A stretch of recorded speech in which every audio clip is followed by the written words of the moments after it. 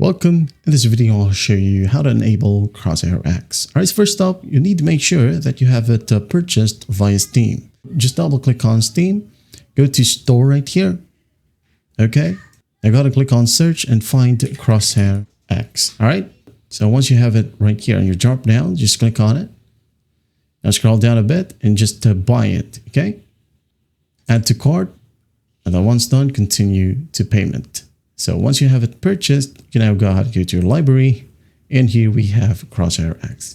So click on it and just click on the play button, okay? And after that, it will be opened and it will look like this. All right, so finally, to enable it, just make sure that you go ahead over to Crosshair right here. Gotta select your preferred crosshair, for example, this one, okay? Now, once that's done, it will be shown right here at the very top. That you okay, so finally, to enable it, just hover over the visibility section. You can just click on it. Okay, as you can see, here we have it. Or you can use the toggle. Let's say you're currently opening up a game. So just press Shift, Alt plus Z, okay, and it will be turned on. Shift, Alt plus Z, it will be gone. Okay, that's it.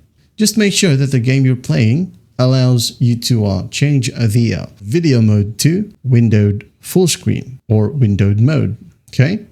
As this crosshair right here will not work if you're using full screen. So another option, if you want to use that via the Xbox game bar, okay, just go ahead over to display modes right here. Make sure that you're under game bar mode, okay? And once that's set up, you can go ahead and press Windows plus G. All right, and here we have our crosshair. You can just freely move it. Just disable auto center. Okay, move it however you want. Auto center if you want to.